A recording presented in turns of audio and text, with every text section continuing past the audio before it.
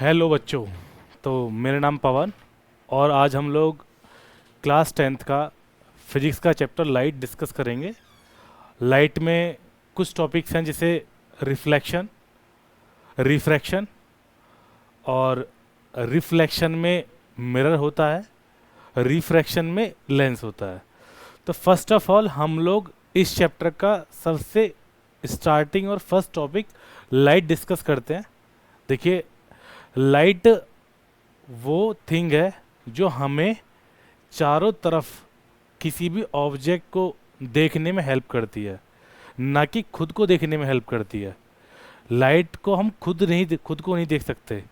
Light की वजह से जो चारों तरफ ऑब्जेक्ट्स हैं, जैसे कोई टेबल हो, कोई चेयर हो, कोई भी वॉल्यूम वाली शेप हो, उसको हम इजीली कब देख सकते हैं? जब उस पर लाइट पड़ेगी। तो इसका मतलब क्या है कि लाइट वो चीज़ है या लाइट वो फॉर्म ऑफ एनर्जी है जिसकी वजह से हम लोग अपने चारों तरफ जो भी ऑब्जेक्ट्स होते हैं उनको देख सकते हैं, लेकिन लाइट को नहीं देख सकते। लाइट खुद विजिबल नहीं है, लाइट की वजह से जो ऑब्जेक्ट्स हैं वो विजिबल हैं।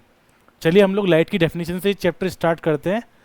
फर्स्ट ऑफ ऑल हम लोग लाइट की डेफिनेशन डिस्कस करेंगे और उसकी वजह से जो ऑब्जेक्ट्स हैं, जैसे खुद की लाइट होती है कुछ ऑब्जेक्ट्स की, कुछ ड्यू टू रिफ्लेक्शन एमिट करते हैं लाइट्स को, तो हम दोनों डिस्कस करेंगे। फर्स्ट ऑफ ऑल हम लोग लाइट की डेफिनेशन देखते हैं। आइए, light is a form of energy that enables us to see object around us. मतलब ये कि लाइट एक फॉर्म ऑफ एनर्जी है जिसकी वजह से हम जो चारों तरफ होने वाले ऑब्जेक्ट्स हैं उनको इजीली देख सकते हैं। इसका मतलब ये कि हमारे चारों तरफ चेयर है, ये सामने कैमरा है, ये स्मार्ट बोर्ड है, हम लोग कब देख पा रहे हैं इनको? जब तक हमारे चारों तरफ लाइट है। और लाइट क्या है? एक फॉर्म ऑफ एनर्जी है। ओके बच्चों, तो लाइट क्या है? Light is the form of energy, और जिसकी वजह से हम जो चारों तरफ ऑब्जेक्ट्स हैं उनको ईजिली देख पाते हैं। ओके, अब इसी को आगे देखते हुए कुछ ऑब्जेक्ट्स ऐसे होते हैं जिनकी खुद की लाइट होती है, जिसे हम लोग ल्यूमिनस ऑब्जेक्ट बोलते हैं। क्या बोलते हैं? Luminous object. कुछ ऑब्जेक्ट्स ऐसे होते हैं जिनकी खुद की लाइट नहीं होती। तो अब ल्यूमिनस ऑब्जेक्ट का एग्जांपल क्या है? सन। क्या है? सन। सन मतलब वो ऑब्जेक्ट है जिसकी खुद की लाइट एमिट होती है। सेकंड पे इलेक्ट्रिक बल्ब। इलेक्ट्रिक बल्ब क्या है? खुद लाइट एमिट करता है। तो डेफिनेशन क्या होगी? Objects that emit their own light are called luminous objects. इसके एग्जाम्पल क्या होंगे? सन और इलेक्ट्रिक बल्ब। और भी एग्जाम्पल्स हैं। अब हम लोग नॉन ल्यूमिनस की बात करें तो वो ऑब्जेक्ट जो खुद लाइट एमिट नहीं करते, बट किसकी वजह से है? रिफ्लेक्शन या फिर रिफ्लेक्ट की वजह से। तो वो कौन कौन से एग्जाम्पल्स हैं? मून है, टेबल है, बुक है। अब मैंने थोड़ी देर पहले क्या बोला कि लाइट एक फॉर्म ऑफ एनर्जी है जिसकी वजह से जो चारों तरफ ऑब्जेक्ट्स हैं उनको हम इजीली देख पाते हैं। वो उसका बेस्ट एग्जांपल क्या होगा? टेबल और बुक। फॉर एन एग्जांपल, मेरे सामने कोई टेबल रखी है, जब तक उस ऑब्जेक्ट या उस टेबल पर लाइट फॉल नहीं करती और वो रिफ्लेक्ट नहीं करेगी, तब तक वो चीज़ मेरे लिए विजिबल नहीं होगी। और वो किसकी वजह से है? लाइट की वजह से। ओके, इससे आगे हम लोग डिस्कस करेंगे लाइट से रिलेटेड यह topic, reflection of light.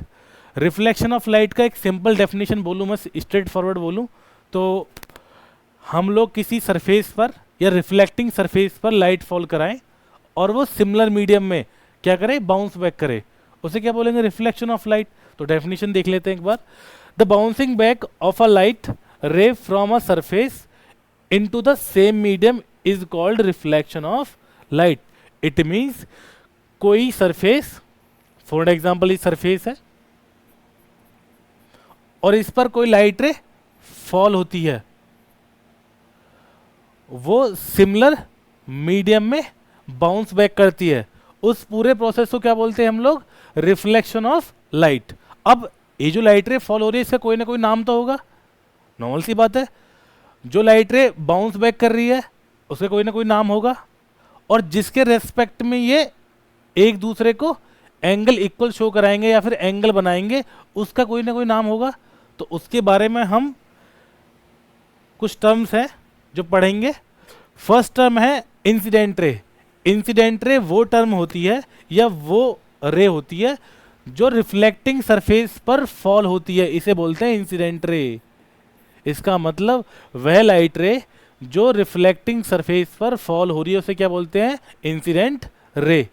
Next term क्या है? Reflected ray. रिफ्लेक्टेड रे क्या है? जो आफ्टर रिफ्लेक्शन बाउंस बैक करे। कौन सी रे? रिफ्लेक्टेड रे बोलते हैं उसे। आफ्टर रिफ्लेक्शन या वो लाइट रे जो आफ्टर रिफ्लेक्शन बाउंस बैक करे। हम लोग इस डायग्राम में नोटिस करें तो ये वो लाइट रे है जो रिफ्लेक्ट मतलब बाउंस बैक हो रही है। इसका मतलब इसके नाम क्या होगा? Reflected ray. यहां तक कोई डाउट? नेक्स्ट टर्म आती है इसमें नॉर्मल। नॉर्मल वो इमेजिनरी लाइन है जो रिफ्लेक्टिंग सरफेस के परपेंडिकुलर है। अब रिफ्लेक्टिंग सरफेस कौन सी है? जो लाइट रे को रिफ्लेक्ट कर रही है। मतलब ये कौन सी है बेटा? यह रिफ्लेक्टिंग सरफेस, और जो इसके परपेंडिकुलर ड्रॉ होगी या वो इमेजिनरी लाइन, तो उसे क्या बोलेंगे हम लोग? नॉर्मल। क्या बोलेंगे बेटा? नॉर्मल। ओके। नेक्स्ट टर्म है angle of incidence. Angle of incidence की डेफिनेशन क्या है? The angle between incident ray and the normal. It means the angle between incident ray and the normal. Incident ray ये है, normal ये है। Normal क्या है? एक इमेजिनरी लाइन है। इसका मतलब इसके बीच में बनने वाला एंगल बेटा क्या होगा? एंगल आई, जिसे हम लोग क्या बोलते हैं? Angle of incidence. क्या बोलते हैं? Angle of incidence. Next term क्या है इसमें? Angle of reflection. Angle of reflection की definition, the angle between reflected ray and the normal. Reflected ray हम लोग डायग्राम में नोटिस करें कौन सी है? रिफ्लेक्टेड रे ये है और नॉर्मल ये है। इसके बीच में बनने वाला एंगल कौन सा होगा बेटा? Angle R. क्या होगा? Angle R. इसे हम क्या बोलेंगे? Angle of reflection. क्या बोलेंगे? Angle of reflection. ये किस किस के बीच में? नॉर्मल और रिफ्लेक्टेड रे के बीच में। एंगल ऑफ इंसिडेंस किसके बीच में? नॉर्मल और इंसिडेंट रे के बीच में। उसे क्या बोलते हैं हम लोग? Angle of incidence. अब तक हम लोगों ने 4 टर्म डिस्कस करी हैं। पहली incident ray, second reflected ray, third normal, और फोर्थ पे दोनों टाइप के एंगल। कौन कौन से? एंगल ऑफ इंसिडेंस और एंगल ऑफ रिफ्लेक्शन। नॉर्मल रे क्या होता है? सॉरी, नॉर्मल क्या होता है? नॉर्मल वो इमेजिनरी लाइन है जो रिफ्लेक्टिंग सरफेस के परपेंडिकुलर है। क्या है? परपेंडिकुलर। ये रिफ्लेक्टिंग सरफेस है और इसके परपेंडिकुलर क्या बोलते हैं? हम इसे नॉर्मल बोलते हैं। अच्छा, रिफ्लेक्टेड रे कौन सी है? जो आफ्टर रिफ्लेक्शन बाउंस बैक करती है। क्या करती है वो? Bounce back. उसे क्या बोलते हैं हम लोग? Reflected ray. जो लाइट रे रिफ्लेक्टिंग सरफेस पर फॉल होती है उसे क्या बोलते हैं हम लोग? Incident ray. यहां तक कोई डाउट नहीं होना चाहिए। चलिए नेक्स्ट चलते हैं। हम लोगों ने अब तक लाइट के बारे में डिस्कस किया, रिफ्लेक्शन ऑफ लाइट के बारे में डिस्कस किया। रिफ्लेक्शन ऑफ लाइट के रिलेटेड कुछ टर्म्स होती हैं जैसे इंसिडेंट रे, रिफ्लेक्टेड रे, angle of incidence, angle of reflection और नॉर्मल। हम लोग यहां तक डिस्कस कर चुके हैं। इससे आगे आता है लॉज ऑफ रिफ्लेक्शन। अब देखिए, लॉ मतलब कितने लॉ होते हैं? 2 लॉ होते हैं। फर्स्ट लॉ क्या है? फर्स्ट लॉ ये है कि जो हम लोगों ने प्रीवियस में एंगल आई और एंगल आर पढ़ा था वो दोनों इक्वल होंगे। इसका मतलब the angle of incidence is equal to the angle of reflection. It means angle I equals to angle R. Angle I मतलब the angle between normal and the incident ray. Angle R means the angle between normal and the reflected ray. Okay, तो angle I equals to angle R. अब हम लोग थोड़ा इसको simple language में सोचें तो कोई भी लाइट रे जिस भी एंगल से आएगी उसी एंगल से वापस जाएगी। इसका हम लोग डायग्राम देख लेते हैं एक बार।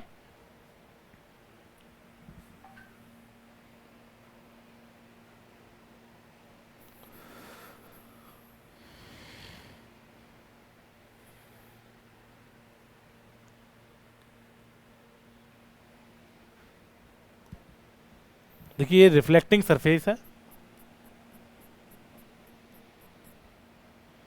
ये इमेजिनरी लाइन जिसको हम लोगों ने नॉर्मल नाम दिया है, जो रिफ्लेक्टिंग सरफेस के कैसी है, परपेंडिकुलर मतलब 90 डिग्री एंगल, और एक इंसिडेंट रे आती है और फिर एक रिफ्लेक्टिंग सरफेस बाउंस बैक करती है। इसका मतलब एंगल आई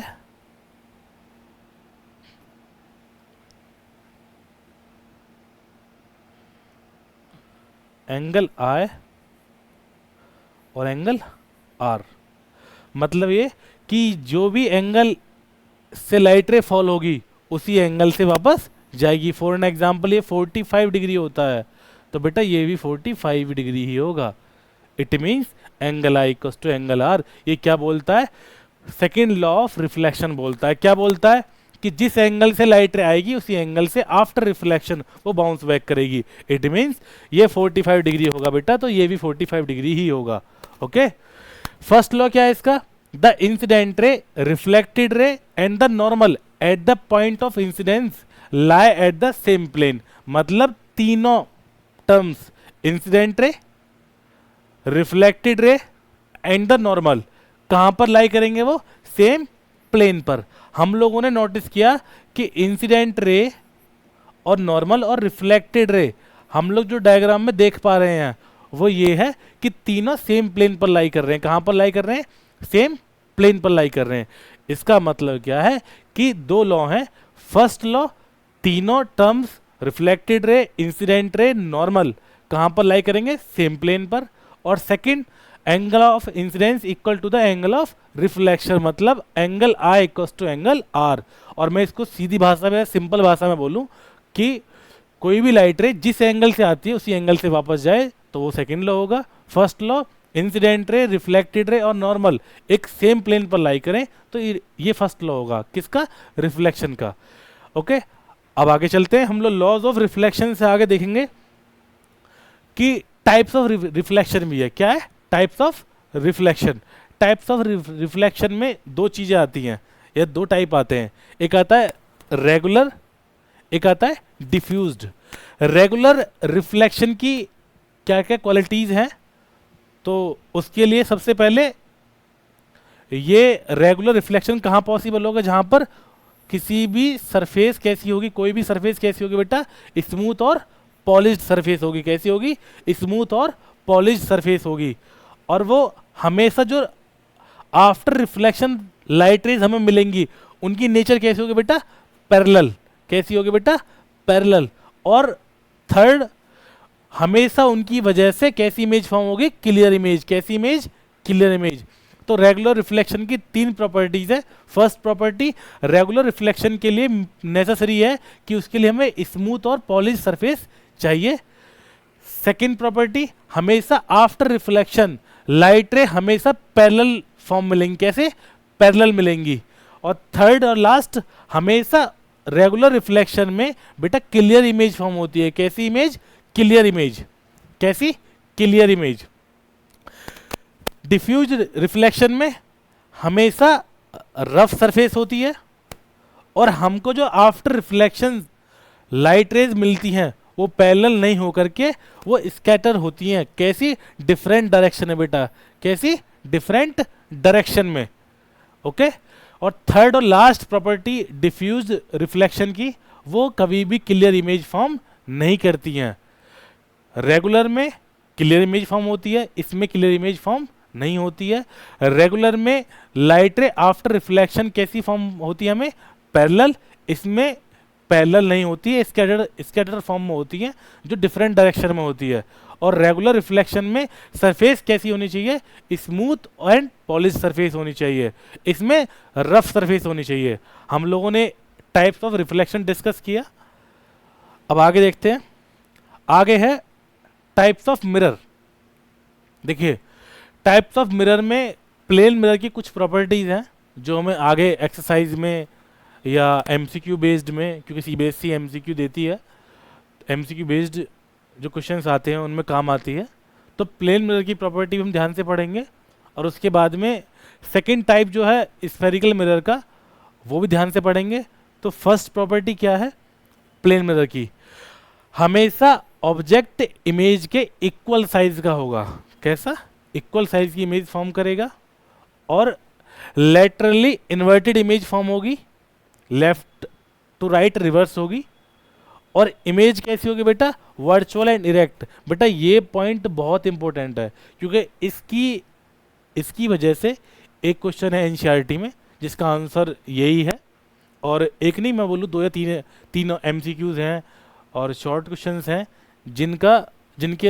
जिसमें प्लेन मिरर की प्रॉपर्टीज के बारे में डिस्कस किया गया है, और उसमें ऑप्शंस भी सीधे सीधे यही दे रखा है कि इमेज कैसी होनी चाहिए, वर्चुअल एंड डायरेक्ट वो कहाँ पर होती है, कौन से टाइप के मिरर में होती है। ओके, तो ये थोड़ा ध्यान रखें आप लोग कि इमेज कैसी होती है, virtual and erect.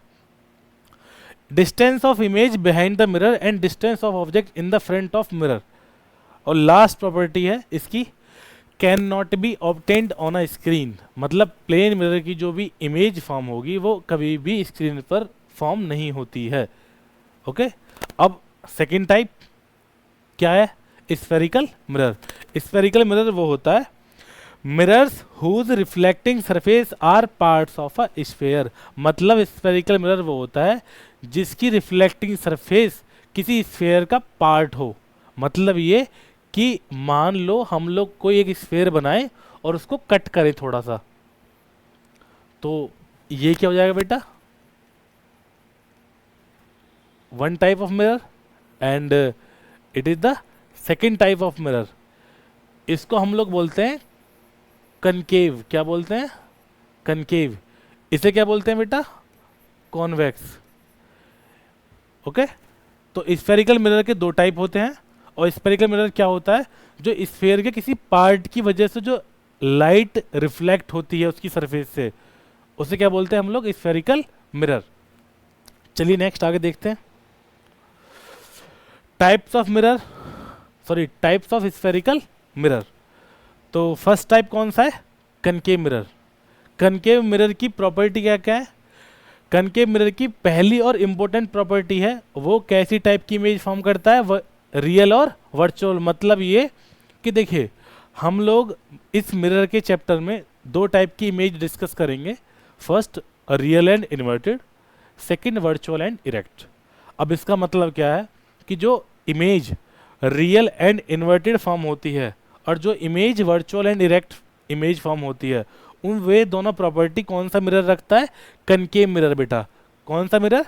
Concave mirror. और इस कनकेव मिरर को हम लोग यूज कहाँ कहाँ करते हैं? हेडलाइट्स में, शेविंग मिरर्स में, और सोलर फर्नेस में। और थर्ड प्रॉपर्टी क्या है? इसकी जो रिफ्लेक्टिंग सरफेस होती है वो इनवर्ड होती है। अब इसका एक बार डायग्राम देखते हैं। चलिए, डायग्राम क्या है इसका? डायग्राम इसका ये है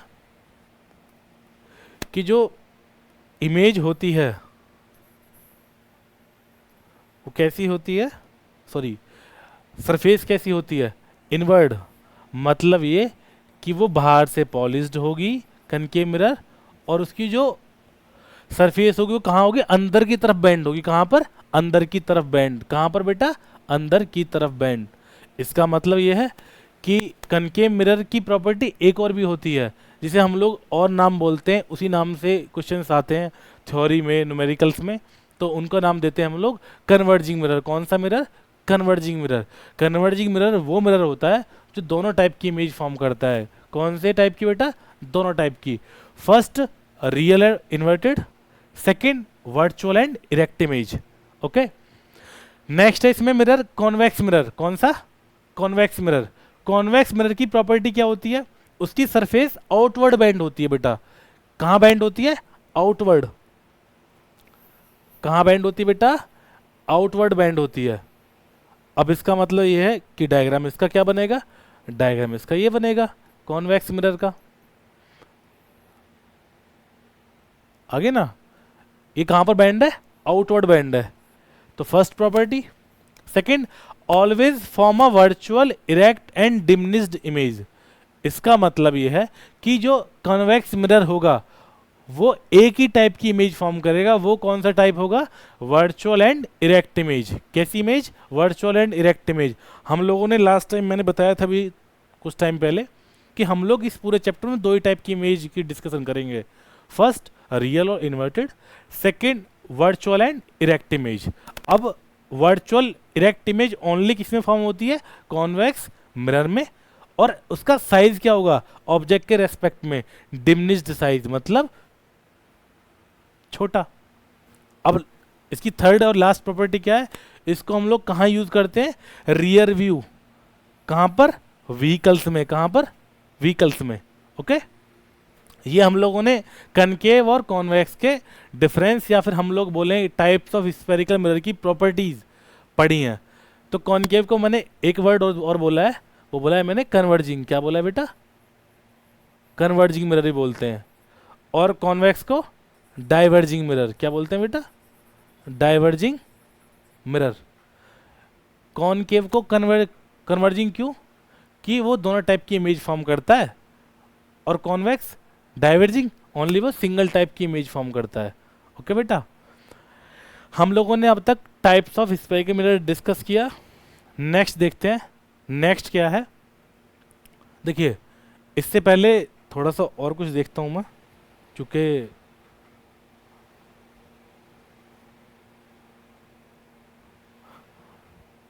देखिए फर्स्ट मिरर कौन सा था?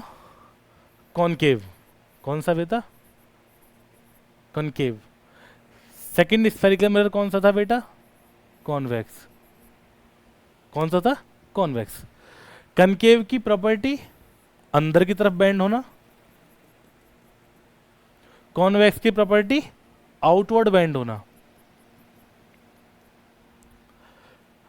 अब जो भी लाइन इस मिरर को दो इक्वल पार्ट में बाइसेक्ट, मतलब बोले हम लोग वन वर्ड बोल दें उसका, बाइसेक्ट करे, उसको क्या बोलते हैं हम लोग? Principal axis. क्या बोलते हैं बेटा? Principal axis. तो प्रिंसिपल एक्सिस जब कनकेव में होगा तो बेटा कॉन्वेक्स में भी होगा, तो ये भी प्रिंसिपल एक्सिस होगा।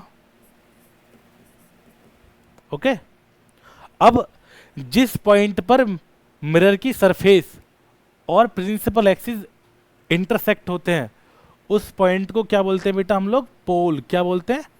पोल। क्या बोलते हैं बेटा? पोल। क्या बोलते हैं बेटा? पोल। अब नॉर्मल सी बात है, कोई स्फेरिकल सरफेस होगी तो उसका कोई ना कोई सेंटर होगा, और सेंटर को हम लोग मैथ्स में सेंटर ही बोलते आए हैं, लेकिन यहां पर क्या बोलेंगे हम लोग? Centre of curvature. कहाँ क्या बोलेंगे? Centre of curvature. इसका मतलब ये सरफेस इस टाइप से बेंड होगी, और इसको मैं कंप्लीटली ड्रॉ करूं तो लगभग अप्रॉक्स यहां पर सेंटर ऑफ कर्वेचर बनेगा। ओके, इसका भी लगभग यहां पर सेंटर ऑफ कर्वेचर बनेगा। ये क्या है? एक स्फेरिकल सरफेस का सेंटर है। क्या है बेटा? सेंटर। ये भी स्फेरिकल सरफेस का ये सेंटर हो गया। हम लोगों ने ये सुना है कि जो सेंटर ऑफ कर्वेचर और पोल होता है उसके जस्ट मिड में, कहां पर? जस्ट मिड में क्या होता है बेटा? फोकस होता है। क्या होता है बेटा? फोकस। तो इसका मतलब फोकस कनकेव में है, तो कनकेव के बाद में कॉन्वेक्स में होना चाहिए भैया, जिसको हम एफ से डिनोट करते हैं। ठीक है, अब इसके बाद में जो भी डिस्टेंस फोकस और पोल के बीच में होगी, कैसी होगी? फोकस और पोल के बीच में, उसे बोलते हैं हम लोग फोकल लेंथ। क्या बोलते हैं? Focal length. The distance between focus to the pole, it is known as a focal length. Okay, done. Next, the distance between centre of curvature to the pole, मतलब वो डिस्टेंस जो centre of curvature और पोल के बीच में होगी उसे क्या बोलेंगे हम लोग? Radius of curvature. उसे हम किससे डिनोट करते हैं?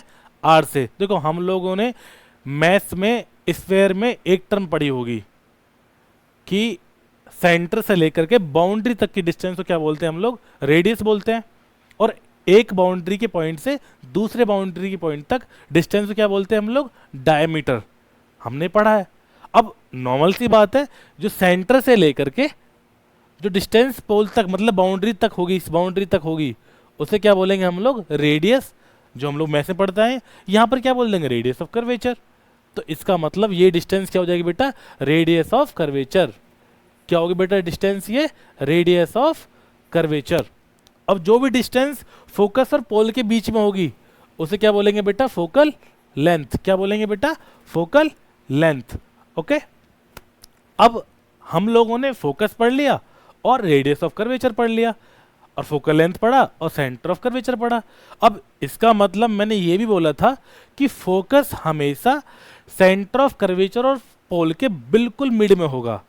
इसका मतलब बेटा मैं आर और एफ मतलब रेडियस ऑफ कर्वेचर और फोकल लेंथ में एक रिलेशन निकालूं तो मिड के रेस्पेक्ट में क्या रिलेशन आने वाला है, R equals to 2 multiply F. क्या, R equals to 2 multiply F.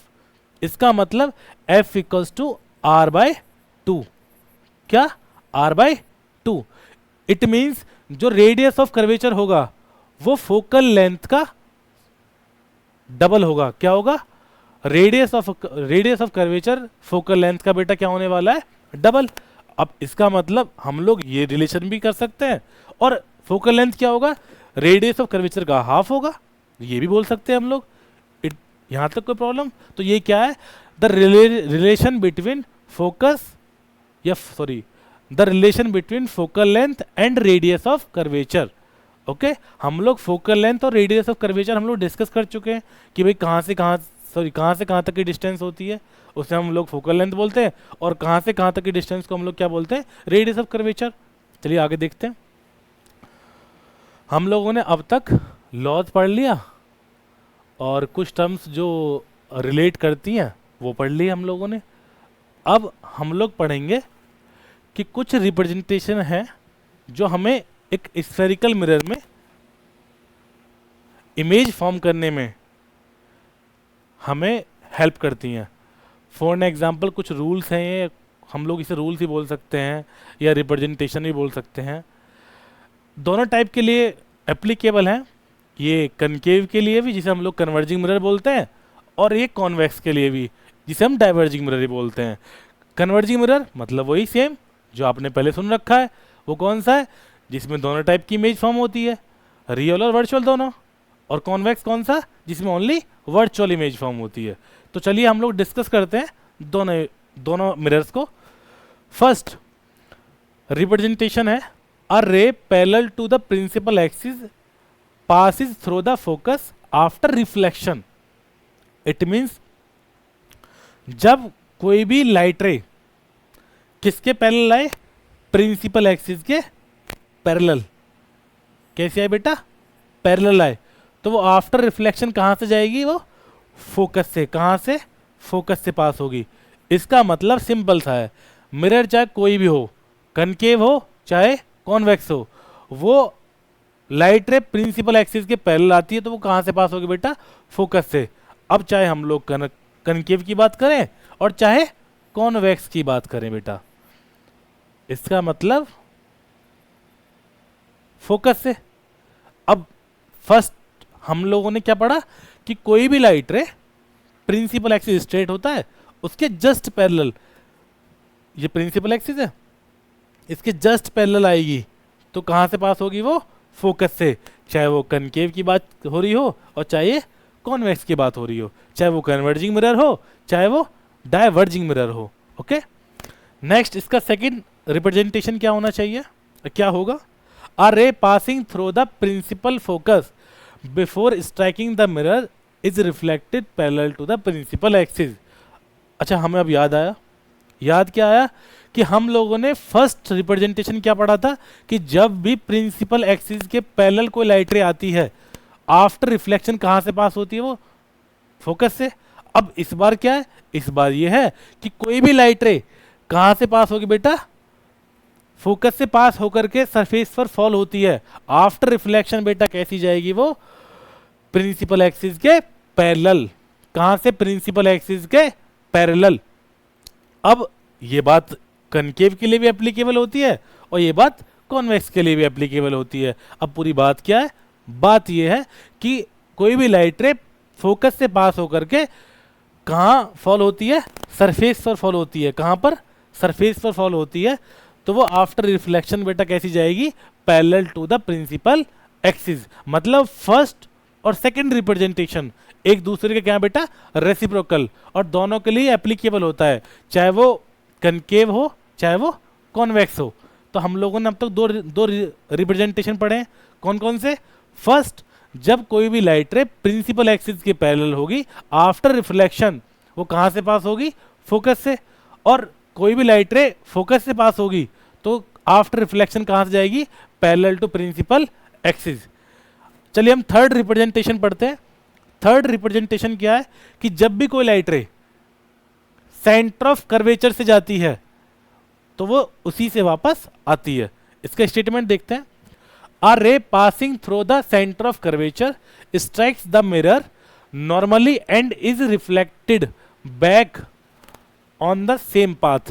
It means जब भी कोई लाइट रे, चाहे वो कनकेव मिरर हो चाहे वो कॉन्वेक्स मिरर हो, लाइट रे सेंटर ऑफ कर्वेचर से पास होती है तो आफ्टर रिफ्लेक्शन उस रिफ्लेक्टिंग सरफेस के बाद रिफ्लेक्शन जो होता है वो सेम पाथ फॉलो करेगी। इसका मतलब सिंपल सी भाषा, देसी भाषा में क्या है कि कोई भी लाइट रे सेंटर ऑफ कर्वेचर से जाती है तो उसी से वापस आती है, चाहे वो कनकेव मिरर की बात हो रही हो और चाहे वो कॉन्वेक्स मिरर की बात हो रही है बेटा। ओके, 3 केस हो गए हमारे, 3 representation. Fourth and last representation क्या है? फोर्थ एंड लास्ट रिप्रेजेंटेशन एक चीज और बताता है आपको, वो ये बताता है कि सेकेंड लॉ ऑफ रिफ्लेक्शन क्या बोलता है? सेकेंड लॉ ऑफ रिफ्लेक्शन बोलता है कि जब भी कोई लाइट रे किसी रिफ्लेक्टिंग सरफेस पर फॉल होती है, जिस एंगल से वो इंसिडेंस करेगी उसी एंगल से वो रिफ्लेक्ट करेगी। ये नेसेसरी कंडीशन या फिर रूल है, या लॉ ऑफ रिफ्लेक्शन है। इसका मतलब ये है कि कोई भी रिफ्लेक्टिंग सरफेस, चाहे वो कनकेव हो चाहे वो कॉनकेव हो, सॉरी कॉन्वेक्स हो, मतलब चाहे वो कन्वर्जिंग हो चाहे वो डाइवर्जिंग हो, जिस भी एंगल से वो पोल पर, कहां पर बेटा? पोल पर। पोल क्या है? पोल वो है कि जो किसी भी रिफ्लेक्टिंग सरफेस को 2 इक्वल पार्ट में डिवाइड करता है। जिस पॉइंट पर वो उसको बाइसेक्ट करता है उस पॉइंट को क्या बोलते हैं बेटा? पोल, जो हम लोग पीछे डिस्कस करके आए हैं।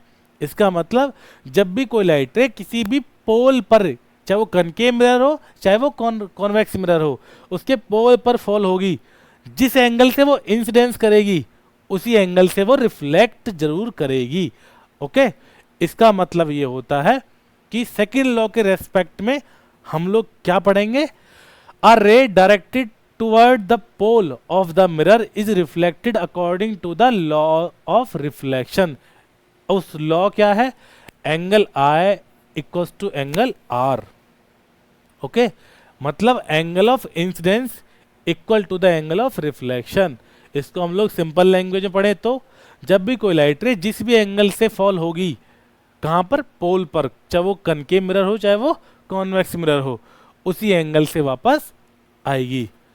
ओके, ये 4 रिप्रेजेंटेशन है, 4 रूल बोलूं या रिप्रेजेंटेशन बोलूं मैं, और ये हमको आगे जो आने वाले इमेज फॉर्मेशंस हैं, चाहे वो कनकेव की हो और चाहे वो कॉन्वेक्स की हो, तो हम लोग उसमें डिस्कस करेंगे। और उसमें हमें डायग्राम जो भी फॉर्म होंगी, इमेज फॉर्म होंगी डायग्राम की वजह से, वो उसमें सब ये 4 रूल यूज़ होंगे और ये 4 रूल हमें दिखेंगे भी। इसका मतलब ये है कि ये 4 रूल हमें कहीं ना कहीं दोनों टाइप की जो इमेज फॉर्मेशन है, चाहे वो कनकेव की वजह से होती हो चाहे वो कॉन्वेक्स की वजह से होती हो, वो दोनों टाइप की जो इमेज फॉर्म होगी वो कहीं ना कहीं हमें ये 4 रूल हमारी हेल्प करने वाले हैं। तो आप लोग क्या करने वाले हैं? आप लोग इन चारों रूल को बिल्कुल तरीके से विद रे डायग्राम इनकी प्रैक्टिस करें। ओके, जो हमें आगे आने वाले 8 केसेस हैं, कौन कौन से? 6 कनकेव मिरर के और 2 कॉन्वेक्स के, तो उसमें हमें ये एक इम्पोर्टेंट रोल प्ले करेंगे। ओके, चलिए हम लोग अब आगे पढ़ेंगे image formation by concave mirror. देखिए, concave mirror is the first type of mirror, तो हम लोग कहीं ना कहीं प्रायोरिटी कनकेव मिरर को देंगे। और कनकेव मिरर के केसेस भी ज़्यादा हैं। कितने केसेस हैं? पूरे 6 केसेस हैं। कितने बेटा? 6 केसेस हैं। तो इसका मतलब ये है, और कनकेव मिरर की एक और प्रॉपर्टी रखता है जो आप लोगों को मैंने स्टार्टिंग में डिस्कस करी थी, वो क्या थी कि वो कनकेव मिरर दोनों टाइप की इमेज फॉर्म करता है। कौन कौन सी? रियल और वर्चुअल। ओके, और हम लोग इस पूरे चैप्टर में दो ही टाइप की इमेज के बारे में डिस्कस करेंगे। तो चलिए हम लोग बढ़ते हैं आगे नेक्स्ट टॉपिक पर। बहुत जानदार टॉपिक है, देखते हैं आगे। बेटा बोर्ड में भी बहुत इंपॉर्टेंट है। ओके, तो हम लोग बोर्ड के रेस्पेक्ट से पढ़ें तो इनमें से एक डायग्राम कंपलसरी होता है, बोर्ड में आता भी है। और इन डायग्राम को यूज़ करते हुए सीबीएसई आजकल थोड़ी चालाक हो गई है और वो न्यूमेरिकल बहुत जल्दी देती है। और एनसीईआरटी में भी न्यूमेरिकल्स हैं जो इन डायग्राम को यूज़ करते हुए दे रखे हैं। आई थिंक एक न्यूमेरिकल है जिसमें उन्होंने फोकल लेंथ 15 सेंटीमीटर दी हुई है कनकेव मिरर की, और एक रेंज पूछी है कि फोकल लेंथ की रेंज बताइए कि इतनी डिस्टेंस ऑफ ऑब्जेक्ट होगी तो इमेज कैसी और कहाँ फॉर्म होगी और उसको साइज़ क्या होगा। तो हम लोग आगे डिस्कस करेंगे कि ऑब्जेक्ट की जो रेंज होगी वो इस रेंज के बीच में एग्जिस्ट करती है ऑब्जेक्ट डिस्टेंस, तो इस टाइप की इमेज फॉर्म होगी, और जो सेकंड रेंज में लाई करती है तो वो इस टाइप की इमेज फॉर्म होगी। तो हम लोग फर्स्ट ऑफ ऑल हेडिंग क्या है हमारी, image formation by concave mirror. देखिए मैं आपको याद दिला दूं, कनकेव मिरर को हम लोगों ने डिस्कस किया है, कन्वर्जिंग मिरर ही बोलते हैं। ओके, और कन्वर्जिंग मिरर की प्रॉपर्टी आप अच्छे से पढ़ के आए हैं कि जिसमें दोनों टाइप की इमेज फॉर्म होती है, चाहे वो रियल हो चाहे वो वर्चुअल हो। अब इसमें केस फर्स्ट क्या है, केस फर्स्ट है कि जब भी कोई ऑब्जेक्ट कहाँ पर रखा हो, इन्फिनिटी पर। कहाँ पर बेटा, इन्फिनिटी पर। तो इमेज कहाँ और कैसी फॉर्म होगी बेटा, पॉइंट साइज की इमेज फॉर्म होगी। कहाँ पर, फोकस पर। अब देखिए ऑब्जेक्ट इन्फिनिटी पर रखा है, लाइट रे बेटा नॉर्मल सी बात है कैसी आएंगी, पैरेलल। और फर्स्ट रिप्रेजेंटेशन क्या बोलता है, फर्स्ट रिप्रेजेंटेशन बोलता है कि जब भी कोई लाइट रे प्रिंसिपल एक्सिस के पैरेलल आए या हो, आफ्टर रिफ्लेक्शन वो कहां से पास होगी बेटा, फोकस से। कहां से, फोकस से। और जब ये दोनों लाइट रे क्या करेंगी, इंटरसेक्ट करेंगी कहां पर, फोकस पर। कहां पर बेटा, फोकस पर। इसका मतलब इमेज कहां फॉर्म होगी, फोकस पर। कहां बेटा, फोकस पर। कब फॉर्म हो रही है इमेज फॉर्म, फोकस पर, कि जब ऑब्जेक्ट कहां रखा है, इन्फिनिटी पर। कहां पर रखा है, इन्फिनिटी पर। और इमेज कहां फॉर्म हो रही है, फोकस पर। इसका मतलब ये है कि हम लोगों ने इसमें कौन सा रिप्रेजेंटेशन यूज किया है, फर्स्ट रिप्रेजेंटेशन। कौन सा बेटा, फर्स्ट रिप्रेजेंटेशन। ओके, इसको हम लिखेंगे कैसे, इसको हम लिखेंगे position of object infinity, image at focus, और इमेज की नेचर रियल और इन्वर्टेड, रियल एंड इन्वर्टेड। और बेटा उसका साइज पॉइंट साइज, जिसको हम लोग हाईली डिमिनिश्ड भी बोलते हैं। ओके, ऑब्जेक्ट कहां पर, इन्फिनिटी पर। इमेज कहां पर फॉर्म हो रही है, फोकस पर। और इमेज का साइज पॉइंट साइज जो फोकस पर मैंने आपको डायग्राम में दिखाया अभी। और इमेज की नेचर कैसी है बेटा, रियल और इन्वर्टेड।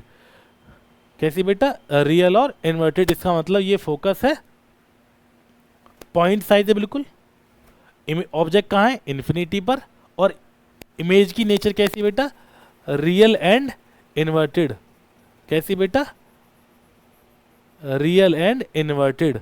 और बेटा इसका साइज पॉइंट साइज। कैसा बेटा, पॉइंट साइज। ये केस फर्स्ट है। केस सेकंड क्या है बेटा,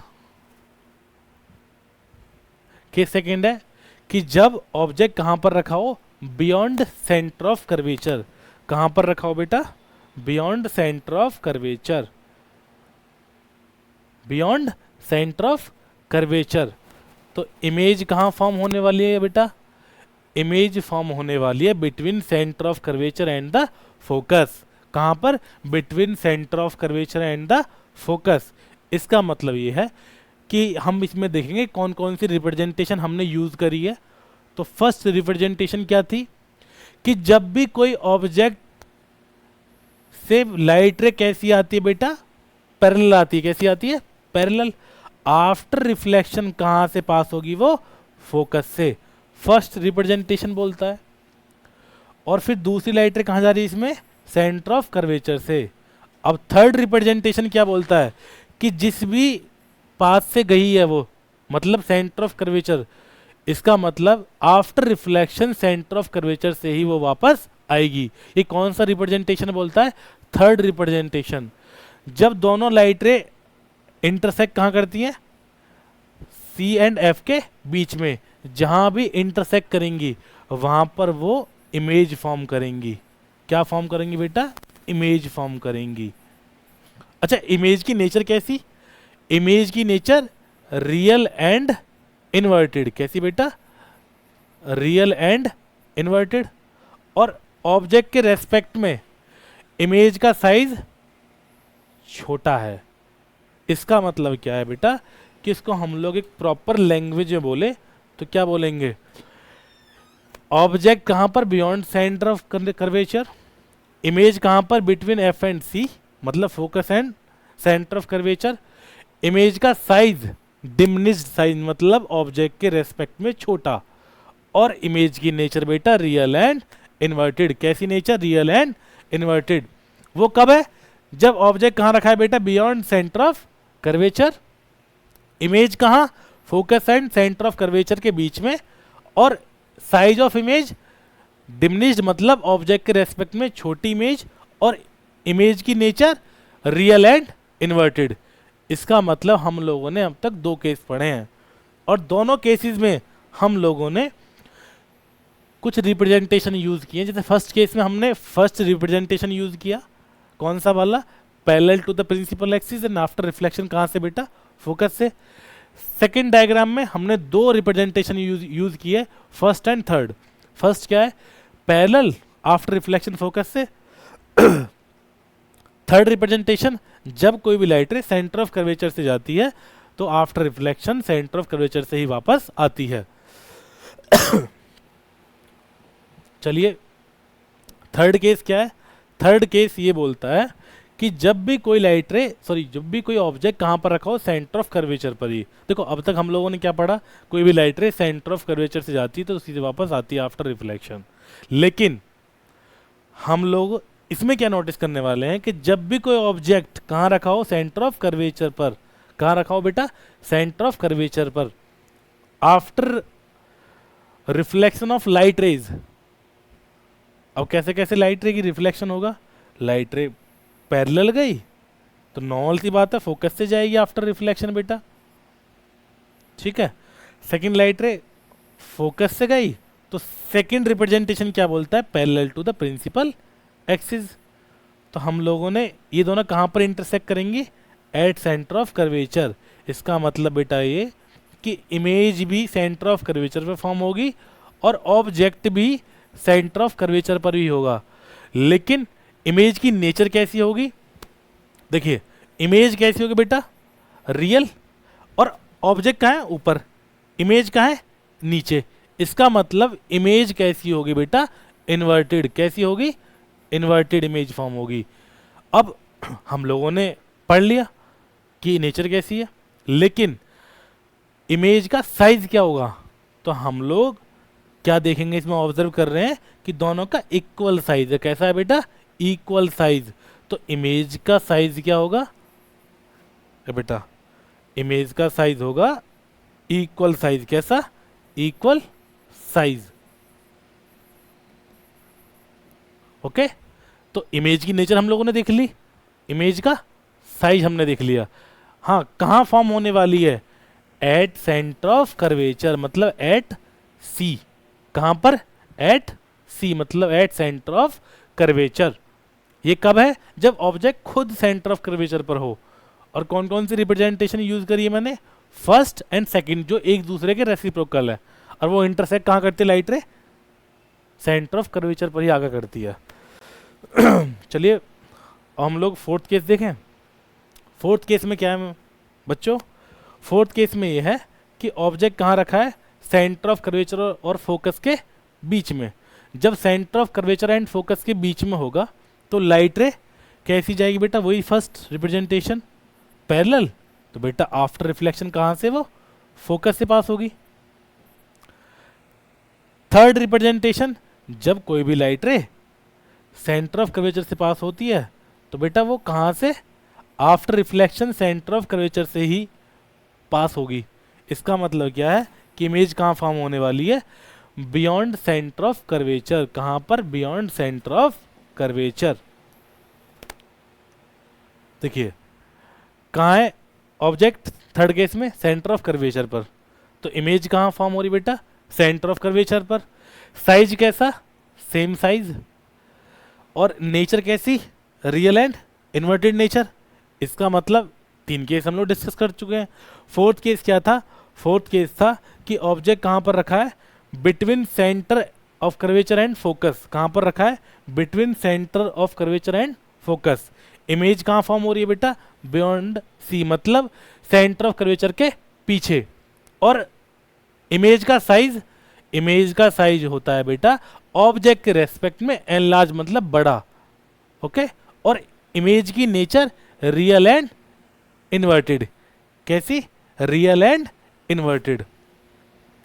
फिफ्थ केस क्या है, फिफ्थ केस है जब ऑब्जेक्ट कहां पर रखा हो, फोकस पर। कहां पर रखा हो, फोकस पर।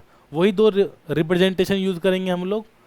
फर्स्ट रिप्रेजेंटेशन जब parallel to the principal axis होती है लाइट रे, आफ्टर रिफ्लेक्शन कहां से पास होती है बेटा, वो फोकस से। कहां से, फोकस से। इसका मतलब फर्स्ट रिप्रेजेंटेशन ये है। सेकेंड रिप्रेजेंटेशन क्या है, जब कोई लाइट रे सेंटर ऑफ कर्वेचर से पास होती है तो वो कहां से जाएगी after reflection, centre of curvature से ही जाएगी। इसका मतलब ये लाइट रे कहीं पर जाकर इंटरसेक्ट नहीं होती। इमेज कैसी फॉर्म होती है, रियल एंड इन्वर्टेड। कहां पर फॉर्म होती है, एट इन्फिनिटी। कहां पर बेटा, इन्फिनिटी पे। अब तक हम लोगों ने 5 केस पढ़े जिसमें ऑब्जेक्ट कहां था, इन्फिनिटी से लेकर के फोकस के बीच में या फिर फोकस पर। तो इमेज कैसी फॉर्म हो रही थी, हमेशा रियल एंड इन्वर्टेड। हाँ, जैसे जैसे डिस्टेंस ऑफ ऑब्जेक्ट डिक्रीज हो रहा था वैसे वैसे इमेज का साइज बढ़ता जा रहा था, जो हमने ऑब्जर्व किया 5 डायग्राम्स में। और फिर हम लोगों ने ये भी ऑब्जर्व किया कि सभी केसेस में सेम नेचर की इमेज फॉर्म हो रही है। वो कौन सी नेचर है, रियल एंड इन्वर्टेड। जो 6 केस है उसको थोड़ा ध्यान से देखेंगे, क्योंकि 6 केस इसका कहीं ना कहीं बहुत डिफरेंट है। केस 6 है क्या, केस 6 है बेटा जब ऑब्जेक्ट कहाँ हो, फोकस और पोल के बीच में। कहाँ हो, फोकस और पोल के बीच में। फोकस और पोल के बीच में मतलब ये एफ और पी की कहीं लाई, बीच में लाई कहीं करेगा। अब लाइट रे फॉल होगी। हम लोगों ने ये ऑब्जर्व किया था फोर्थ रिप्रेजेंटेशन से कि जब भी कोई लाइट रे पोल पर फॉल होती है तो वो जिस एंगल से जाएगी उसी एंगल से वापस आएगी। ओके, थर्ड रिप्रेजेंटेशन क्या था कि जब भी कोई लाइट रे सेंटर ऑफ कर्वेचर से जाती है उसी से वापस आती है आफ्टर रिफ्लेक्शन। ये दोनों कहाँ पर एक दूसरे से मीट होंगी, बिहाइंड मिरर, मतलब मिरर के पीछे। अब नेचर ऑफ इमेज कैसी फॉर्म होगी बेटा, नेचर ऑफ इमेज फॉर्म होगी वर्चुअल एंड इरेक्ट। कैसी फॉर्म होगी, वर्चुअल एंड इरेक्ट। इसका मतलब ऑब्जेक्ट कहाँ रखा है, पोलर फोकस के बीच में, तो इमेज कहाँ फॉर्म हो रही है, बिहाइंड द मिरर। कहाँ बेटा, बिहाइंड द मिरर। कहाँ बेटा इमेज फॉर्म हो रही है, बिहाइंड द मिरर फॉर्म हो रही है। ओके, ऑब्जेक्ट कहाँ पर रखा है बेटा, फोकस और पोल के बीच में। कहाँ रखा है, फोकस और पोल के बीच में। इमेज की नेचर कैसी होगी बेटा, वर्चुअल एंड इरेक्ट। कैसी नेचर होगी, वर्चुअल एंड इरेक्ट। और साइज एनलार्ज्ड। इसका मतलब ये है कि हम लोग इसमें 2 चीज नोटिस करने वाले हैं। पहली कि ऑब्जेक्ट के रेस्पेक्ट में इमेज बड़ी है, मतलब एनलार्ज है।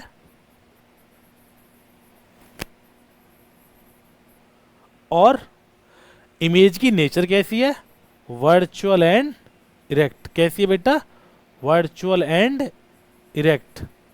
इसका मतलब ये कनकेव मिरर मतलब कॉन्वर्जिंग मिरर का ये एक्सेप्शन बोलूँ मैं या फिर डिफरेंट बोलूँ मैं, ये वो प्रॉपर्टी है जिसमें ये image virtual and erect form करता है। और देखिए आपकी एनसीईआरटी में इसके बारे में एक एमसीक्यू भी दे रखा है। सीबीएसई भी आप लोगों पर आजकल रहम नहीं कर रही है, तो आप लोगों पर रहम नहीं करेगी तो नॉर्मल सी बात है, रहम नहीं होगा तो कुछ ना कुछ इस चैप्टर से वो आएगा जो सभी से कुछ डिफरेंट हो। अब ये डायग्राम वो प्रॉपर्टी रखता है। तो चलिए आज के लिए बच्चों यही काफ़ी है, और हम लोग नेक्स्ट लेक्चर में मिलेंगे, साइन कन्वेंशन ऑफ मिरर देखेंगे, मिरर फॉर्मूला, मैग्निफिकेशन और रिफ्रैक्शन। तो लेक्चर 1 के लिए बहुत बहुत धन्यवाद आप सभी का, और हमारे चैनल को आप सब्सक्राइब करिए, लाइक करिए, ज़्यादा से ज़्यादा कमेंट करिए, और ये कमेंट कहीं ना कहीं हमें स्ट्रेंथ देती हैं। Thank you.